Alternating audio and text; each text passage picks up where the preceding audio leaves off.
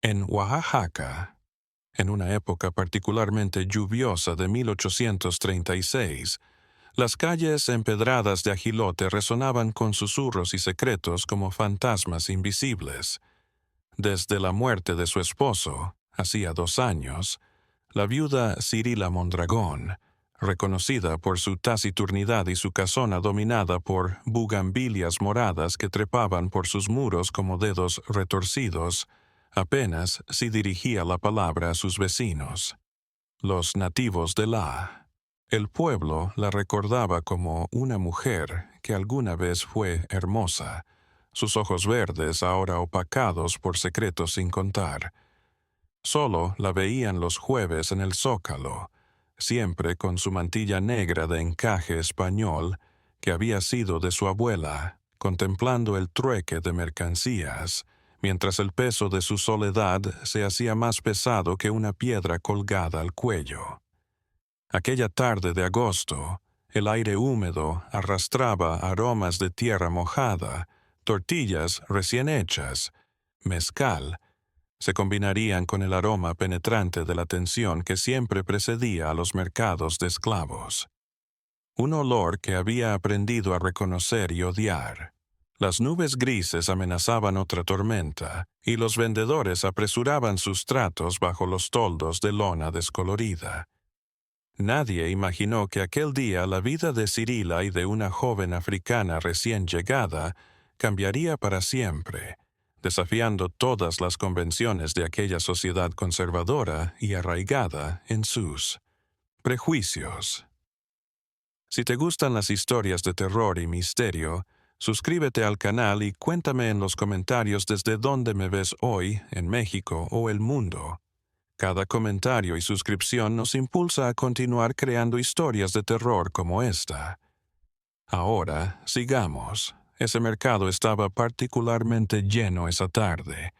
Los vendedores pregonaban a grito pelado sus productos: gallinas cacareando en jaulas de madera, montañas de cebollas moradas de Zacatlán, cacharros de plata pulida que resplandecían en la luz tenue, pero también rostros humanos que aguardaban con miradas vacías o desesperadas, según su naturaleza. En una de las esquinas del zócalo, al amparo de la sombra de un gigantesco laurel de Indias que extendía sus ramas sobre la plaza como brazos protectores, había 7 personas encadenadas por los tobillos en una línea macabra que parecía una procesión de almas condenadas. Entre ellas se encontraba una joven que llamaba la atención por el color de su piel, negra como la obsidiana pulida, resplandeciente incluso bajo el cielo nublado, pero sobre todo por su mirada. Sus ojos eran negros, como pozos, y mostraban tanto fortaleza como un agotamiento ancestral. Parecía de unos 23 o 24 años, con rasgos delicados que no coincidían con su expresión de acero, y que respondía al nombre de Edelmira, aunque ese no era el nombre que le habían puesto al nacer en tierras distantes. Su cuerpo mostraba las cicatrices de los trabajos forzados, cicatrices que recorrían sus brazos morenos como ríos de dolor, callos en las manos que contaban historias de décadas de trabajo sin descanso, pero aún así, mantenía una dignidad inquebrantable en su postura, como si su espíritu se negara a doblegarse ante todo lo que había soportado. Tratantes, hombres curtidos por el sol y endurecidos por años de negociar con vidas humanas como si se tratara de ganado, la exhibían como una esclava traída de las costas de Veracruz, de África Occidental, de Yoruba, una tierra de la que tenía recuerdos confusos que aparecían en sus sueños.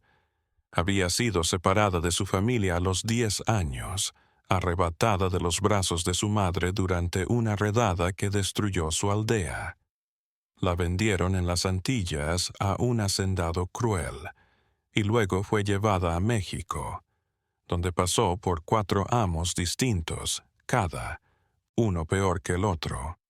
Ahora la vendían por 3 centavos, una miseria humillante por una vida humana de piel oscura. El tratante principal, un hombre gordo, bigotudo y con aliento a pulque rancio, vociferaba sus bondades como si se tratara de una bestia de carga, esclava negra, fuerte como un buey, joven y paridera, 3 centavos nada más. Cirila había ido al mercado esa tarde sin intención de comprar nada. A sus 38 años, la viuda. Había aprendido a vivir en un estado constante de tristeza desde la muerte de su esposo Anselmo, exactamente hacía 2 años y 3 meses. Cada día era una tortura. Cada noche sin él era un alivio y una tortura a la vez. Su matrimonio había sido un infierno silencioso desde que tenía 16 años. Anselmo era 23 años mayor que ella, un hombre violento, alcohólico, que la tenía cautiva en su propia casa, controlando todo lo que hacía. Cirila recordaba las noches de horror cuando él volvía a casa ebrio. Los golpes, los moretones que ocultaba bajo vestidos de manga larga, incluso en el sofocante calor del verano oaxaqueño. Cuando Anselmo se ahogó en el río Atoyac, en circunstancias nunca del todo esclarecidas, Cirila experimentó un alivio tan grande que tuvo que fingir llanto en el funeral mientras internamente celebraba su liberación. Pero ese alivio pronto se convirtió en una soledad sofocante que amenazaba con ahogarla. La casa grande parecía un cementerio vacío, cada habitación un recordatorio de amargura. Aquel día de agosto, mientras recorría el mercado con su canasta de mimbre casi vacía, algo la detuvo frente al grupo de esclavos. Fue la mirada de Edelmira la que la enganchó como un anzuelo invisible. No era una mirada suplicante ni sumisa, como cabría esperar de alguien en su posición degradada. Era una mirada firme, intensa, casi desafiante, que parecía mirar a través de ti. Social y gritar sin palabras, «Soy más que estas cadenas, más que este cuerpo vendido». En aquellos ojos oscuros, Cirila vio algo que la estremeció hasta los huesos. Se vio a sí misma, otra cautiva disfrazada de mujer libre. «¿Cuánto por ella?», dijo Cirila de repente, sorprendiéndose de sí misma por la fuerza de su propia voz. El tratante, un tipo corpulento de nombre Efrén, aliento a pulque rancio y dientes amarillentos, la observó de arriba abajo con una sonrisa lasciva que le heló la sangre. «Me hizo vomitar. Para la dama fina, 3 centavos y es suya. Es fuerte como una mula, sabe arar, cocinar, lavar y hasta lee un poco», me dijeron, «y es mansa cuando la saben llevar con mano dura, esta negra». Cirila sacó las 3 monedas de cobre de su bolsa bordada en oro y las dejó caer en la mano sucia y grasienta del hombre con disgusto y firmeza. El tratante desató a Edelmira con más violencia de la necesaria, tirando de las cadenas hasta que los grilletes dejaron marcas rojas en sus tobillos morenos. Luego la empujó hacia su nueva dueña con tal fuerza que Edelmira casi se cae. «Es todo suyo, señora. Si le causa problemas o intenta huir, ya sabe dónde encontrarme para devolverla o castigarla». Cirila agarró la muñeca de Mira, pero con una delicadeza que sorprendió a las dos. Era un roce suave, casi reverente, nada que ver con el manoseo brusco al que estaba acostumbrada Delmira. Acostumbrada. «Ven conmigo», dijo Cirila. Solo con la voz tratando de sonar normal, pero temblando un poco. El trayecto de vuelta a la casona fue largo, silencioso y tenso. Cirila iba al frente, sabiendo que Edelmira la seguía 2 pasos atrás, como lo exigía la costumbre social entre amos y esclavos. Las calles adoquinadas brillaban bajo la luz del crepúsculo, y el aroma a lluvia inminente flotaba en el aire. Algunos vecinos las miraban con curiosidad apenas disimulada tras sus ventanas entreabiertas, espiando tras cortinas de encaje. Doña Remedios, la vieja chismosa de la esquina, se asomó por completo para observarlas, con los ojos entrecerrados y juiciosos. En Ajilote no se veían esclavas negras. La mayor parte de la servidumbre era indígena o mestiza. La aparición de Mira, desde luego, daría lugar a chismes en las reuniones vespertinas del pueblo. Cuando llegaron a la casona, Cirila abrió el portón de madera labrada, con motivos religiosos, y le hizo un gesto a Edelmira para que pasara primero. El pequeño acto no fue perdido en ninguna de las dos. El patio interior era amplio y hermoso a pesar del descuido. Había una fuente de cantera gris en el centro con querubines de piedra que ya no arrojaban agua y macetas con geranios rojos y helechos que Cirila trataba de mantener con vida. Pasillos con arcos de cantera que daban a distintas estancias, muros cubiertos de santos desvanecidos. Por el tiempo, retratos ennegrecidos de antepasados severos que parecían reprobar desde sus marcos dorados, y un Cristo de madera negra de tamaño natural que presidía el patio principal, observando todo con sus ojos de vidrio, aterradoramente realistas. «¿Cómo te llamas en realidad?», preguntó Cirila de repente, cerrando la puerta detrás de ellas con un golpe. La pregunta dejó a Edelmira sin aliento. La mayoría de los amos nunca preguntaban. Simplemente daban nombres. «Edelmira, señora», contestó la joven con voz firme, pero sumisa, con la mirada gacha como la habían educado a golpes. «¿Es tu nombre real o te lo pusieron aquí en la tierra?», insistió Cirila, escrutando el rostro de la joven. Edelmira vaciló antes de hablar, calculando cuánto podía fiarse de esta extraña mujer blanca que la acababa de comprar. «Mi nombre era Ese, que significa hija de rey En. Mi gente, la lengua yoruba que mi madre me enseñó antes de que me arrancaran de su lado. Pero aquí, en este infierno llamado Nueva España, me bautizaron como Edelmira a los 11 años». Cirila asintió lentamente, una punzada de empatía y vergüenza por ser parte del sistema que había destrozado a esta mujer. «Llama como quieras en esta casa. Aquí nadie te va a obligar a ser quien no eres».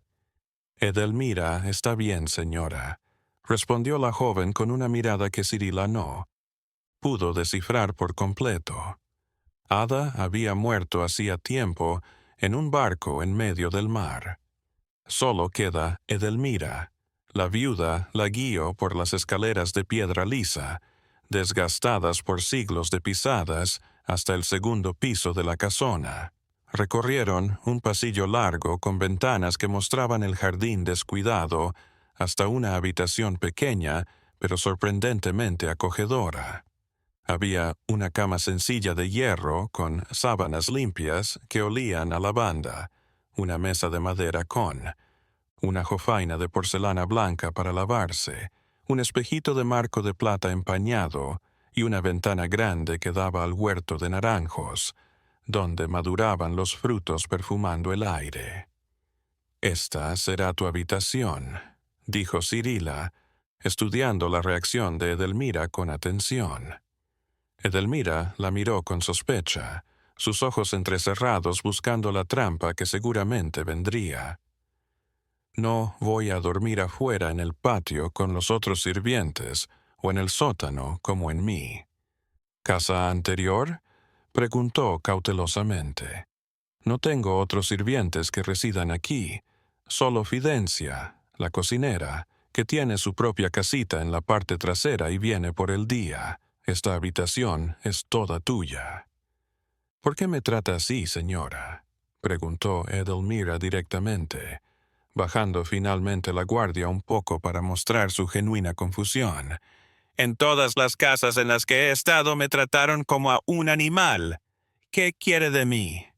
Cirila se quedó en el umbral de la puerta, recostándose contra el marco de madera oscura, mirándola con algo que no podía descifrar, algo que parecía tristeza, comprensión y algo más que ninguna de las dos podía nombrar todavía.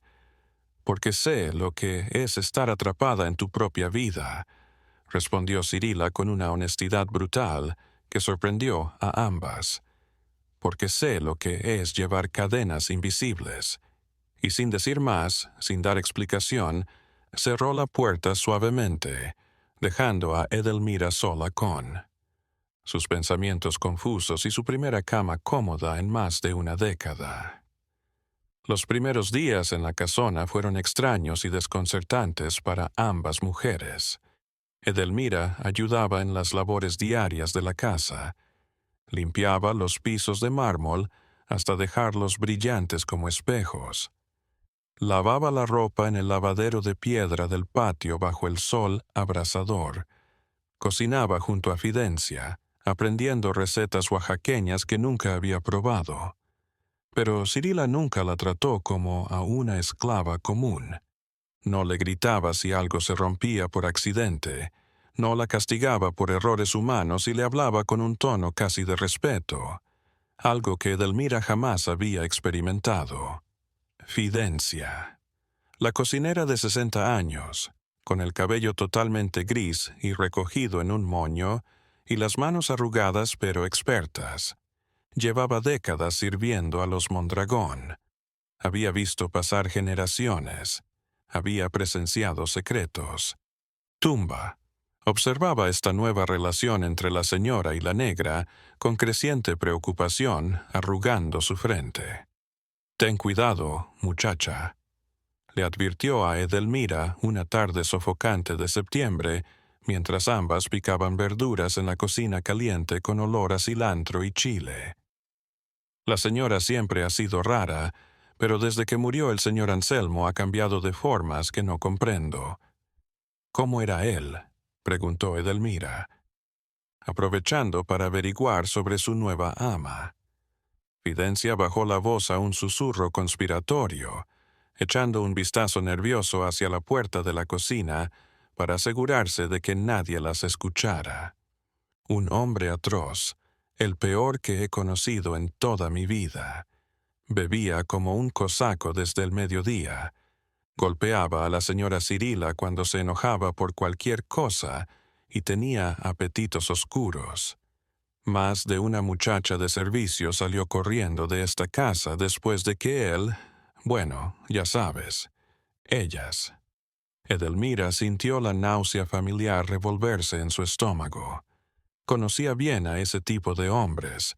Había soportado abusos similares en sus antiguas casas, violaciones salvajes que dejaron cicatrices invisibles en su cuerpo, pero que su cuerpo recordaba cada noche. «¿Cómo murió exactamente?», preguntó, sintiendo que esta información sería crucial. Fidencia se persignó 3 veces como si nombrar al difunto pudiera conjurar su fantasma. «Dicen que se ahogó en el río. Atoyac una noche que volvía borracho de la cantina, pero yo vi el cuerpo cuando lo trajeron en carreta al día siguiente. Tenía marcas moradas en el cuello, como si lo hubieran estrangulado antes de arrojarlo al agua. Cree que la señora Cirila». Edelmira dejó la pregunta en el aire denso. Fidencia se encogió de hombros, pero sus ojos decían más de lo que expresaban sus palabras. «No sé, muchacha, pero te diré esto. Esa noche la señora no estaba en casa. Salió después de la cena, alrededor de las 9, diciendo que iba a rezar a la iglesia. Regresó al amanecer con el vestido destrozado y cubierto de lodo negro hasta las rodillas y las manos temblando como hojas. Nunca habló de esa noche. Nunca. El recuerdo quedó grabado en la mente de Edelmira como fuego en la piel. Empezó a observar a Cirila, a analizarla como si fuera un libro difícil de leer. Cirila pasaba horas en su estudio de paredes forradas de libros, polvorientas, leyendo novelas francesas prohibidas o escribiendo en un diario de cuero gastado con una pluma de ganso. También notó que a veces por la noche, cuando la casa dormía, oía llantos desgarradores desde la habitación de la viuda, llantos que parecían venir del alma. Una tarde cálida de septiembre, mientras Edelmira ordenaba los libros en la biblioteca según el sistema que le había enseñado Cirila, la viuda entró con una bandeja de plata en la mano, vasos de agua de Jamaica roja como sangre. «Siéntate conmigo un momento», dijo Cirila, su voz suave, casi suplicante. Edelmira dudó, su pulso acelerándose. En todas las casas en las que había trabajado y sufrido, sentarse al nivel de los amos era motivo de castigo severo, latigazos, quemaduras, días sin comer. Pero algo en la forma vulnerable de Cirila la obligó a obedecer, deshaciendo años de condicionamiento brutal. Se sentaron en los sillones de cuero gastado frente a la ventana, grande que daba al jardín trasero, donde las bugambillas crecían salvajemente. El atardecer coloreaba el cielo de naranja, púrpura y rosa intenso, como si alguien hubiera derramado acuarelas. «¿Sabes leer bien?», preguntó Cirila de repente, rompiendo el silencio. «Sí, señora. Una monja en Veracruz me enseñó cuando tenía 13 años y trabajaba en un convento. Se llamaba Sor Juana Inés como la poeta. Decía que era pecado mortal el que alguno no leyese la palabra de Dios aún. Una esclava negra. Me enseñó en secreto en las noches». Cirila sonrió, la primera sonrisa real que Edelmira había visto en su rostro generalmente sombrío. «Entonces, necesito tu ayuda en algo. Tengo todas estas cuentas de la hacienda, las cuentas que mi marido llevaba en un desorden. Mi vista ya no es la misma y los números se confunden si los miro fijamente por mucho tiempo. ¿Podrías revisarlos conmigo todas las tardes?» «Sí, señora». «Lo que usted ordene», dijo. Y así dio comienzo una rutina que transformaría ambas vidas. Todas las tardes, una vez realizadas las labores elementales, limpiar, lavar, cocinar, Edelmira y Cirila se sentaban en el estudio a revisar las cuentas repletas de cifras y garabatos de Anselmo, pero siempre, como imanes invisibles, terminaban hablando de otras cosas, más privadas, más íntimas. Cirila le platicaba de su infancia en la Ciudad de México, siendo hija a unos mercaderes textiles adinerados que vivían en una casona cerca del Zócalo, sobre cómo la habían criado para ser una esposa obediente y callada, sobre cómo la habían casado con Anselmo cuando tenía 16 años por dinero, sin preguntarle nada. Edelmira de a poco fue abriendo su corazón y contando partes de su historia que tenía encerradas bajo llave. «Mi pueblo lo recuerdo como si fuera ayer y como si fuera un sueño. Los baobabs gigantes que rozaban el cielo, el ritmo hipnótico de los tambores en las ceremonias de luna llena, la risa de mi madre al trenzarme el cabello. Tenía 10 años cuando los hombres blancos y sus aliados locales destruyeron todo». Cirila la escuchaba, muda, sus ojos brillando por las lágrimas reprimidas. «Nos arrastraron encadenados durante días hasta la costa. Luego nos metieron en barcos como sardinas en lata, en el vientre negro de aquellas bestias de madera que apestaban a muerte y vómito. Estábamos tan apretados que no podíamos ni girar. Muchos perecieron en aquel viaje infernal de semanas, los que quedamos. A veces creo que los muertos tuvieron más suerte». «Perdón, Edelmira», murmuró Cirila con la voz rota. «Lo siento, de verdad». Edelmira la observó con una intensidad que hizo que Cirila sintiera que podía ver a través de ella. «No es su culpa, señora. pero es el mundo que su gente erigió sobre los nuestros. Era una verdad cruel y despiadada, y Cirila no tenía escapatoria. Se quedó callada minutos, avergonzada por primera vez en su vida de su privilegio, de su piel blanca, de todo lo que había recibido solo por haber nacido en el lugar correcto. «Pero usted es diferente», prosiguió Edelmira tras un extenso silencio. «No sé por qué, pero lo es. Lo siento en el cuerpo». Aquellas palabras sencillas pero cargadas de significado quedaron suspendidas en el aire cálido entre ambas como mariposas invisibles. Con el paso de las semanas que se convirtieron en meses, la relación entre Cirila y Edelmira se profundizó en formas que ninguna de las dos podía prever ni controlar del todo. Ya no era solo una relación entre ama y esclava. Ahora había algo más, algo peligroso, algo hermoso, algo que ambas comprendían sin necesidad de palabras, algo que trascendía los límites de la relación y que ahora existía entre ellas. Barreras aparentemente insuperables de raza, clase y costumbre. Una noche de octubre, después de una tormenta excepcionalmente fuerte que había arrancado tejas y ramas de árboles, Edelmira encontró a Cirila de pie en el patio central, empapada por la lluvia que continuaba cayendo, mirando fijamente la fuente vacía como si allí estuvieran las respuestas a preguntas que no podía nombrar.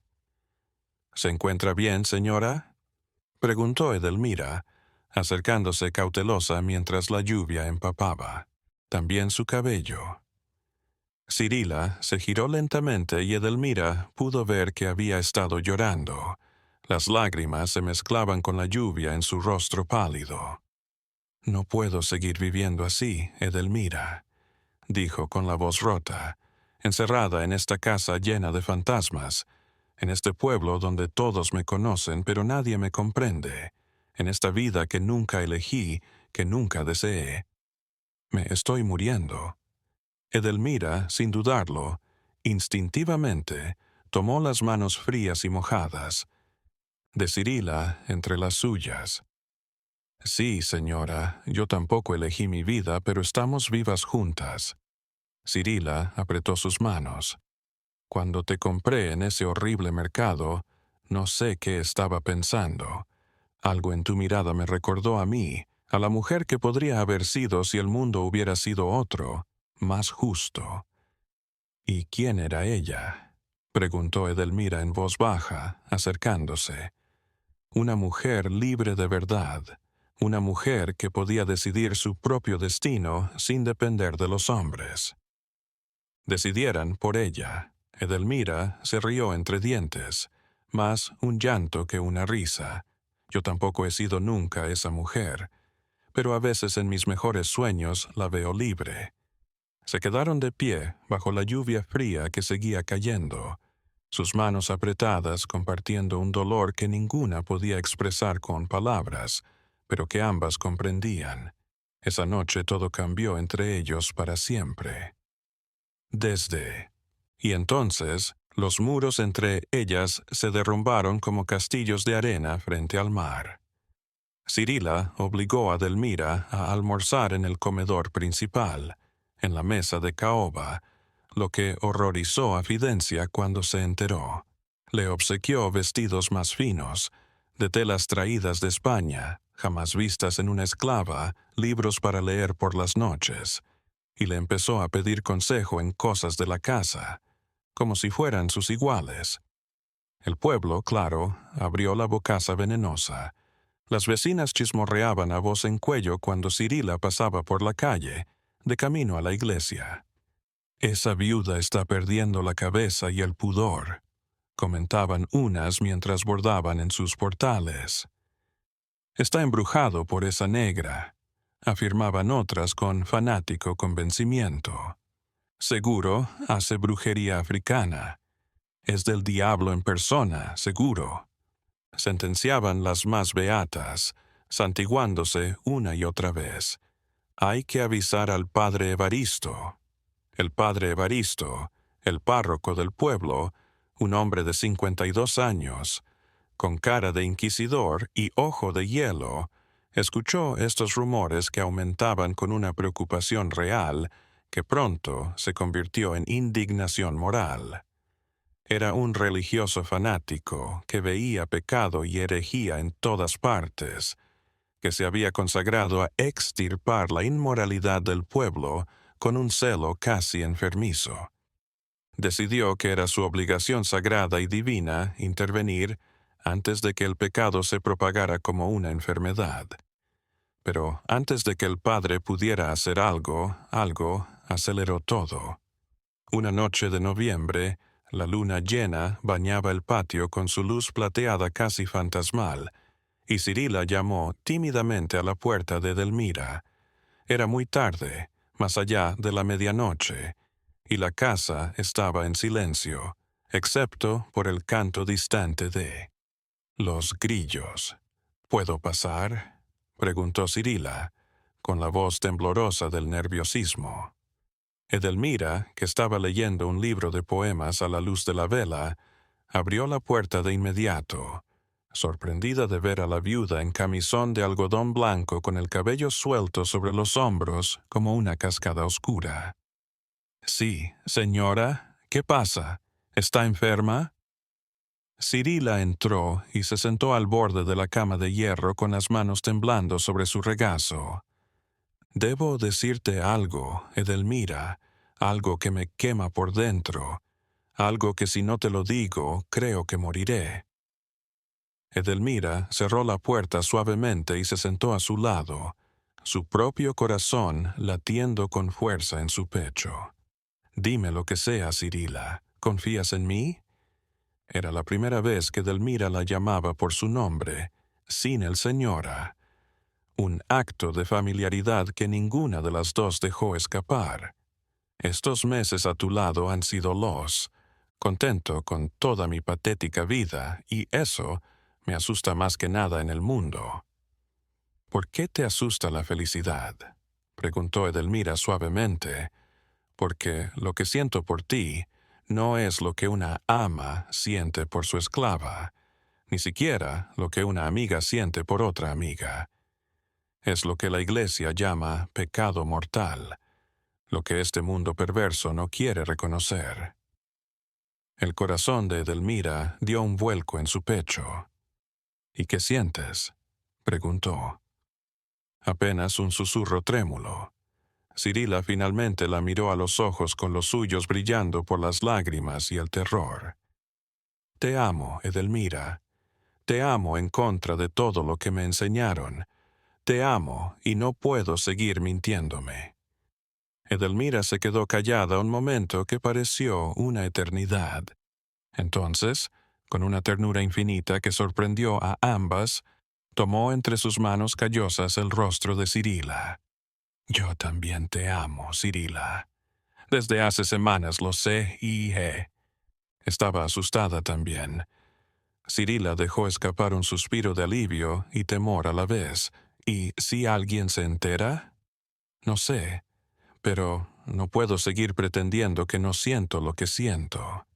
En aquel instante, en la oscuridad de aquella habitación iluminada solo por la luna y una vela, Cirila se inclinó y besó a Edelmira. Fue un beso inseguro al principio, temeroso, dudoso, tembloroso como alas de mariposa, pero que pronto se convirtió en algo más profundo, más necesario. Fue un beso de años de soledad, de dolor reprimido, de amor desesperado que ninguna de las dos sabía que estaba buscando. Cuando finalmente se separaron, ambas temblaban de pies a cabeza. «¿Qué hicimos?», susurró Cirila con voz quebrada. «Algo verdadero», respondió Edelmira con convicción. «Por primera vez en nuestras malditas vidas algo completamente verdadero». Esa noche, Cirila se quedó en la habitación de Edelmira. No hicieron amor. Todavía había demasiado miedo, demasiadas barreras internalizadas que romper, pero se quedaron abrazadas hasta el amanecer, compartiendo calor corporal y confesiones susurradas. Cirila habló sobre los años de abuso a manos de Anselmo, sobre la noche que finalmente reunió el valor para matarlo. Edelmira compartió historias aún más oscuras sobre violaciones brutales, sobre marcas de látigo que todavía llevaba en la espalda, sobre compañeras esclavas que se habían suicidado para escapar del infierno. Los meses siguientes fueron una mezcla embriagadora de dicha robada en momentos secretos y terror constante de ser descubiertas. Durante el día mantenían cuidadosamente las apariencias establecidas. Cirila seguía siendo la viuda respetable que iba a misa todos los domingos y mantenía su casa impecable. Y Edelmira seguía siendo la esclava obediente que trabajaba diligentemente. Pero por las noches, cuando la casa dormía profundamente y Fidencia se había retirado a su vivienda separada, se encontraban en la habitación más alejada de la casona. Compartían no solo besos y caricias tímidas al principio, que se volvieron más apasionadas con el tiempo, sino también sueños imposibles susurrados en la oscuridad. Protectora. Cirila hablaba sobre vender la casona y huir juntas a algún lugar lejano donde nadie las conociera. Edelmira fantaseaba sobre una vida donde pudieran caminar juntas por la calle tomadas de la mano sin miedo. «Quiero liberarte oficialmente», le dijo Cirila una noche de diciembre mientras acariciaba a él. Cabello rizado de Edelmira bajo la luz de la luna que entraba por la ventana. «Quiero darte los papeles de manumisión para que seas legalmente libre». Edelmira se incorporó sobre un codo y la miró con intensidad. Y luego, «¿Qué, Cirila? Si me liberas, no tendré ningún lugar legítimo a donde ir. Esta casa es la única prisión donde he sido verdaderamente feliz. Pero serías libre ante la ley. La libertad legal es una ilusión cruel, mi amor. Incluso libre, seguiría siendo una mujer negra en un mundo dominado por blancos que me ven como inferior. Continuaría siendo considerada una posesión, una cosa, al menos aquí contigo. Soy amada, soy vista, soy real». Cirila comprendió la cruel verdad de esas palabras. La libertad jurídica no alteraría la realidad social opresiva de Edelmira. «Entonces, escaparemos juntas», dijo Cirila con nueva determinación. «Venderé esta casa que no tiene más que malos recuerdos. Juntaré todo el dinero y las joyas que pueda y nos iremos lejos. A Veracruz primero, luego. Vamos en barco a Europa o al norte, a las Californias, a algún lugar donde podamos empezar de nuevo». «¿Abandonarías todo por mí?», preguntó Edelmira, sus ojos oscuros brillando con lágrimas. No podía creer tal sacrificio. «No existe nada en el mundo que te supere», respondió Cirila con absoluta certeza. «Nada». Empezaron a planear su huida en secreto. Cirila empeñó en secreto unas joyas que había heredado de su abuela, cuadros antiguos y cubertería de plata maciza, y juntando el dinero suficiente para mantenerlas durante años. Edelmira se aprendió de memoria las rutas a Veracruz, estudiando durante horas los mapas amarillentos que Cirila guardaba en su estudio. Pensaban partir a principios de marzo, cuando las lluvias hubieran cesado por completo y los caminos estuvieran más seguros. Pero el destino, como siempre, tenía otros planes más despiadados. A fines de febrero, el padre Evaristo finalmente hizo un movimiento. Decisiva.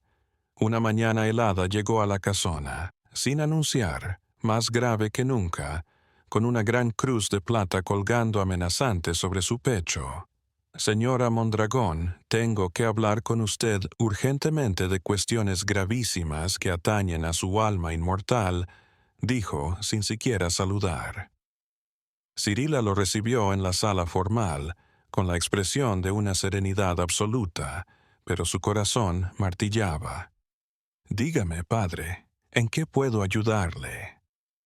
El sacerdote miró a su alrededor, lentamente, asegurándose de que nadie más oyera la conversación que estaba a punto de mantener. Me han llegado quejas muy serias de su conducta escandalosa y la de esa negra esclava, dijo, con disgusto en cada palabra.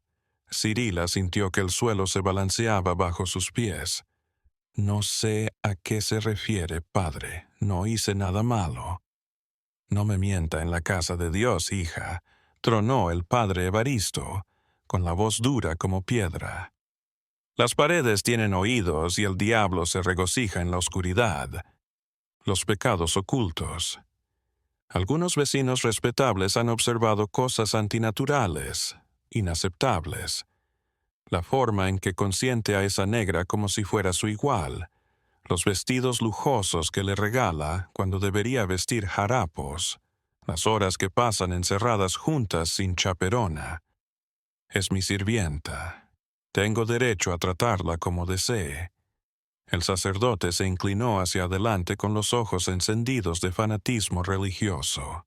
Dios Todopoderoso ve todo, señora Amondragón, y lo que está pecando es un crimen abominable que clama al cielo. Sodomía entre mujeres y peor aún, entre una mujer blanca cristiana y una esclava negra. Algo que ofende a Dios Todopoderoso y corrompe a toda nuestra comunidad cristiana. Cirila apretó los puños hasta que sus nudillos se pusieron blancos, luchando por mantener la compostura. Gracias por su preocupación pastoral, padre, pero mi conciencia está limpia y mi relación con Dios no necesita de su intervención. La muchacha está ciega espiritualmente. Tiene exactamente una semana para despedir a esa mujer y volver a una vida cristiana y honesta. Si no lo hace por las buenas, me veré en la penosa obligación de denunciarlo a las autoridades civiles, y usted sabe lo que eso significa en casos de pecados contra natura. El padre Evaristo se levantó bruscamente, su rostro enrojecido de santa ira. Entonces está espiritualmente ciega. Tiene exactamente una semana para despedir a esa mujer y regresar a una vida cristiana y honesta. Si no lo hace por voluntad propia, me veré en la dolorosa obligación de denunciarlo a las autoridades civiles, y usted sabe lo que eso significa en casos de pecados contra natura. Cirila corrió a casa y buscó a Edelmira. La encontró en el huerto trasero, cosechando naranjas maduras en una canasta de mimbre. Tenemos que irnos ahora. Hoy. ¿Por qué? ¿Qué pasó? Edelmira palideció bajo su piel oscura. Nos matarán si nos encuentran. He visto lo que hacen con las mujeres acusadas de estos pecados. Las torturan, las queman vivas. No voy a dejar que nos encuentren. Partiremos esta noche al amparo de la oscuridad, pero era demasiado tarde para huir. El padre Evaristo, desconfiando de la reacción desafiante de Cirila, había ido directamente desde la casona hasta la alcaldía de Timoteo Villagrán, un hombre corpulento de casi 2 metros y fanático religioso reconocido por su crueldad, quien reunió de inmediato a 12 hombres armados con palos y antorchas. Esa misma noche, al caer la oscuridad, irrumpieron. Golpeó violentamente la puerta de la casona. «Señora Mondragón, salga inmediatamente con esa bruja negra», gritó el alcalde. Cirila y Edelmira se encontraban en la oficina, guardando apresuradamente los documentos y el dinero, cuando oyeron los gritos y golpes en la puerta principal. Se miraron con horror absoluto en sus rostros. «Escapa por la ventana trasera», susurró Cirila. «Ve al establo, toma el caballo y galopa hacia el sur. No voy a dejar que te echen la culpa por todo». Por el amor de Dios, Edelmira, vete ya. Te alcanzo luego, lo prometo. Pero los hombres ya habían roto la puerta de madera con un ariete improvisado. Irrumpieron con furia, el alcalde corpulento a la cabeza, el padre Evaristo blandiendo un crucifijo como un arma. Ahí están las dos juntas. Es toda la evidencia que necesitamos, declaró el alcalde victorioso. Intentaron separar a Cirila y Edelmira, pero se negaron, con todas sus fuerzas. Edelmira peleó como leona, dejando a uno con el labio roto y sangrando y a otro con el ojo morado. Cirila chillaba, pidiendo que la dejaran tranquila, araña a quien la toca. Finalmente, a la fuerza, la sacaron de la casa.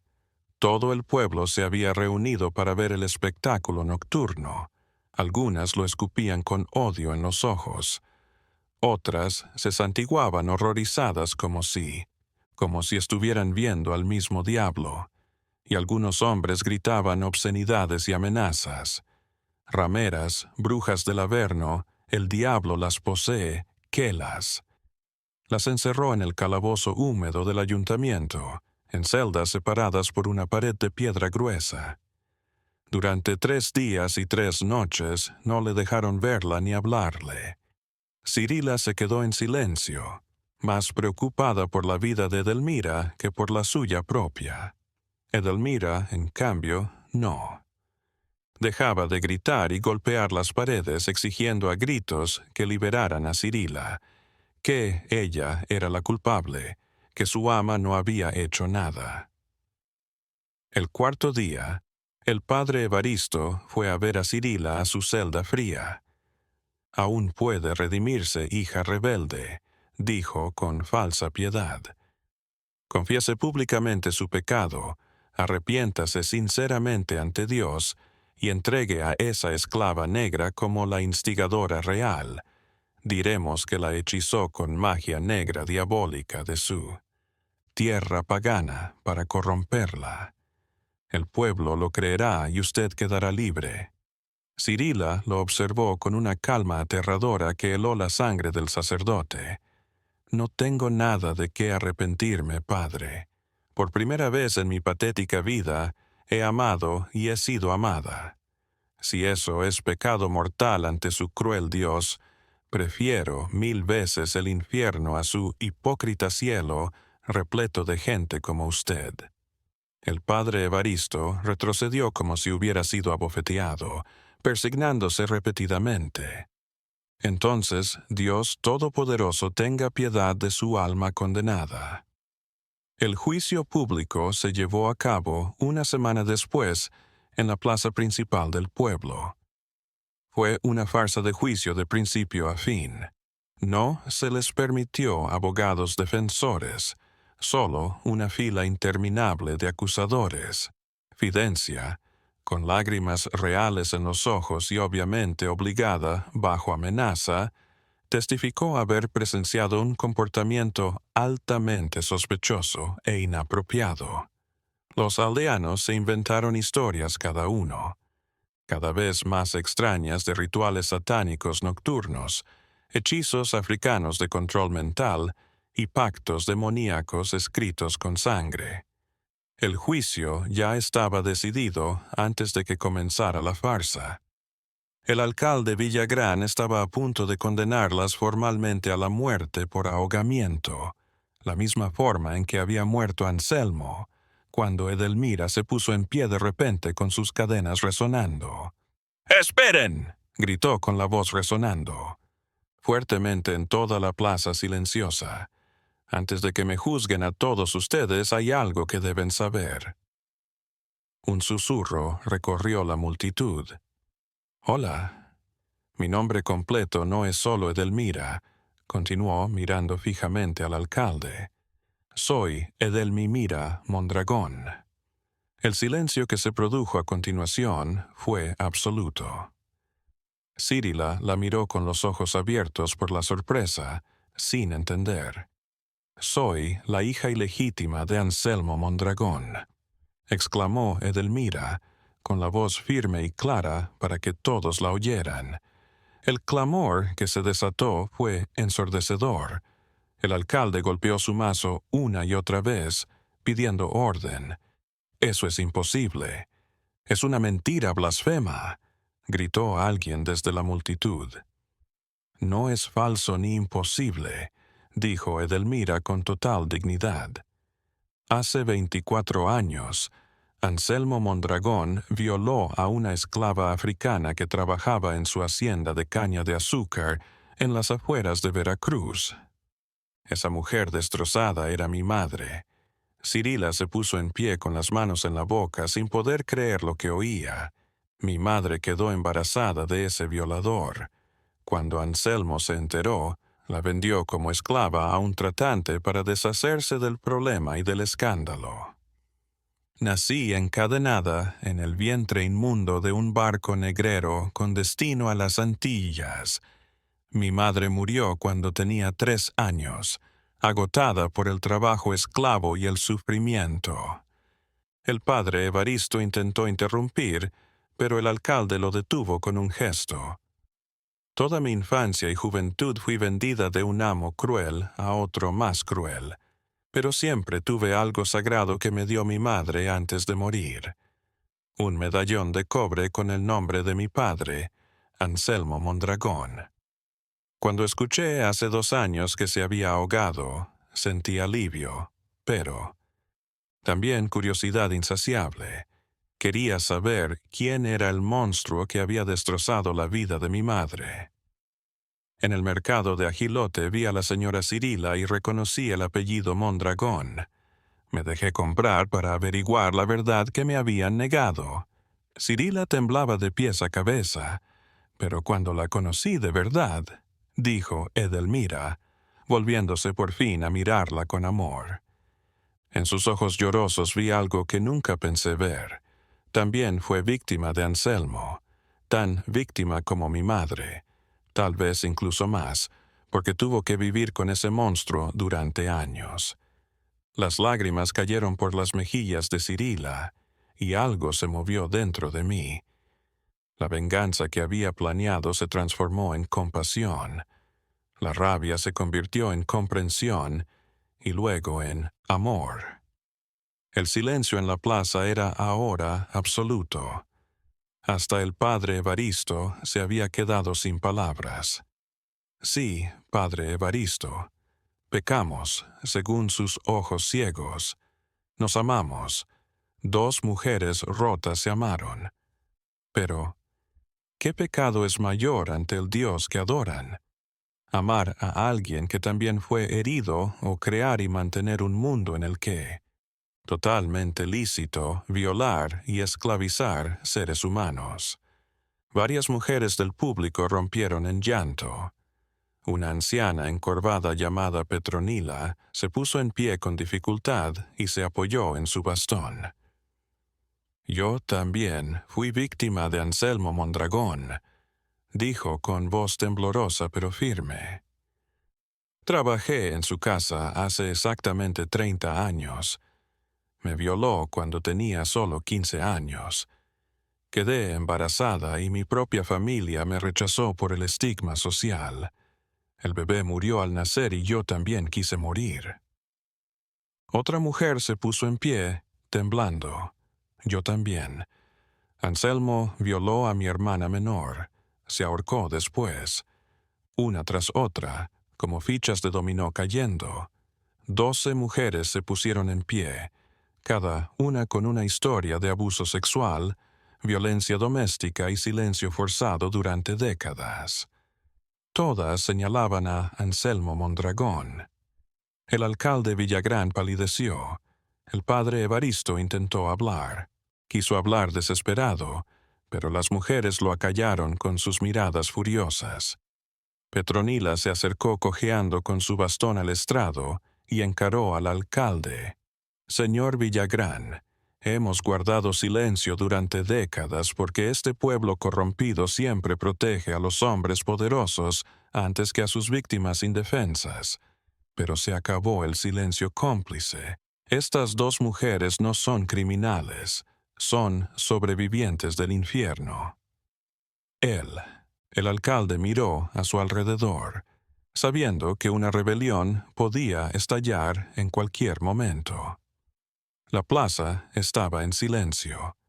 Dado que Anselmo Mondragón está muerto y por lo tanto no puede ser juzgado por sus numerosos delitos, y dado que las acusadas actuaron en circunstancias extremas y atenuantes, las absuelvo de todos los cargos.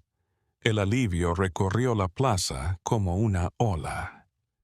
Cirila y Edelmira corrieron una hacia la otra y se abrazaron fuertemente, sin importarles quién las viera, llorando de alivio, agotamiento y amor. Pero el padre Evaristo se puso en pie con furia, su rostro enrojecido. Esto es una abominación ante Dios. El pecado mortal de Sodoma no puede quedar impune, menos aún entre una mujer blanca y una esclava negra. Petronila se volvió hacia él con una fiereza que se sorprendió a sí misma. Padre, con todo el respeto debido a su posición, ya ha habido suficiente castigo injusto en este pueblo maldito. Suficiente hipocresía también. Deje que estas mujeres vivan en paz de una vez por todas. Si su Dios tiene algún problema real con ellas, que las juzgue él mismo en el más allá, no usted desde su posición falsa de superioridad moral. El sacerdote, humillado en público, abandonó la plaza con un portazo simbólico mientras la multitud observaba en silencio. Esa noche, bajo un cielo excepcionalmente estrellado, Cirila y Edelmira empacaron rápidamente para irse de Agilote para siempre. Cirila vendió la casona a Petronila por una pequeña pero justa cantidad, agradeciéndole entre lágrimas su increíble valentía. Antes de partir, firmó los papeles de manumisión, liberando legalmente a Edelmira de la esclavitud. «Ahora eres libre ante la ley», dijo Cirila, tomando sus manos temblorosas. «Siempre he sido libre desde que te conocí de verdad», respondió Edelmira sonriendo. Partieron antes. De la mañana siguiente, con solo 2 maletas y el dinero que Cirila había ahorrado. El largo viaje a Veracruz fue difícil pero hermoso. Viajaron como hermanas para no despertar sospechas peligrosas en los pueblos por donde pasaban, durmiendo en posadas sencillas y compartiendo historias cada vez más profundas y sueños cada vez más posibles bajo las estrellas. En Veracruz rentaron una casita azul cerca del puerto. Ruidoso, donde el aroma a sal y libertad siempre estaba presente. Cirila destinó gran parte de su dinero a adquirir una pequeña pero bien ubicada panadería, y Edelmira aprendió rápido, con ganas. El pan de pulque que Edelmira aprendió a hacer se hizo famoso en el barrio, una receta original que mezclaba técnicas tradicionales mexicanas con especias que recordaba de su infancia africana. Los años se deslizaron como hojas de un libro. La panadería prosperó más allá de sus sueños. Primeros sueños. Cirila administraba el dinero y servía a los clientes con una sonrisa sincera, y Edelmira hacía panes cada vez más elaborados y ricos. Trabajaban juntas todos los días, ladrillo a ladrillo, construyendo una vida que ambas pensaron que nunca volverían a ver. Por las noches, cuando cerraban la panadería y el puerto se calmaba, se sentaban en su pequeño balcón de madera con vistas al mar. Oían el mar chocar contra el muelle y hablaban. De todo y de nada. ¿Alguna vez te preguntas qué dejamos atrás en Agilote?, preguntó Cirila una noche especialmente estrellada. A veces, pero nunca lamentándolo. Ni siquiera cuando la gente se queda mirándonos, cuando murmuran cosas feas a nuestras espaldas. Edelmira sonrió con esa sonrisa que Cirila adoraba, que digan lo que quieran. Me han juzgado toda la vida por el color de piel, por esclava. Ya no me importa más. Que lo piensen los enanos. Cirila la observó con sus ojos verdes que no habían dejado de amarla en todos estos años. te amo, Edelmira. Cada día te amo más. Y yo te amo, Cirila. Eres la libertad que siempre anhelé. 15 años después, cuando Cirila enfermó gravemente de una fiebre que los médicos no pudieron curar, Edelmira la atendió con una dedicación inquebrantable. A los 53 años, la Exby había experimentado más alegría auténtica en esos 15 años que en toda su vida anterior. En su lecho de muerte, rodeada de Edelmira y algunos fieles amigos del puerto, Cirila sonrió débilmente. «¿Recuerdas que te compré por 3 centavos ridículos?», susurró, su voz apenas audible. Edelmira, con lágrimas rodando por sus mejillas, besó su frente ardiente. «Los 3 centavos mejor gastados de toda la historia humana», respondió con la voz rota. «No, mi amor», dijo Cirila con su último aliento. «No te compré de verdad. Tú me compraste de vuelta a la vida». La enterraron en el cementerio del puerto debajo de un jacarandá que plantaron. Edelmira, ahora de 47 años, siguió al frente de la panadería. Nunca volvió a amar. 5 años después, Edelmira murió tranquilamente de muerte natural y fue enterrada justo al lado de Cirila bajo el jacarandá que plantaron. En la lápida de mármol blanco que Edelmira había encargado años atrás, esperando. Este punto, había una lápida que ella misma había tallado con sus propias manos. Aquí yacen 2 almas que se encontraron en la oscuridad y forjaron su propia luz, una blanca, otra negra, una libre, otra esclava, pero ambas se salvaron del infierno. Los habitantes del puerto traían flores frescas cada semana a sus tumbas unidas, y aunque la historia oficial nunca llegó a reconocer su amor en los libros, en los corazones de aquellos que las vieron, Cirila y Edelmira, y se quedaron para siempre como un testimonio de que el amor puede surgir incluso en los lugares más sombríos y en las condiciones más imposibles. Su historia se convirtió en una leyenda susurrada, y en las noches estrelladas, cuando el viento soplaba desde el mar, algunos decían oír risas femeninas provenientes del cementerio.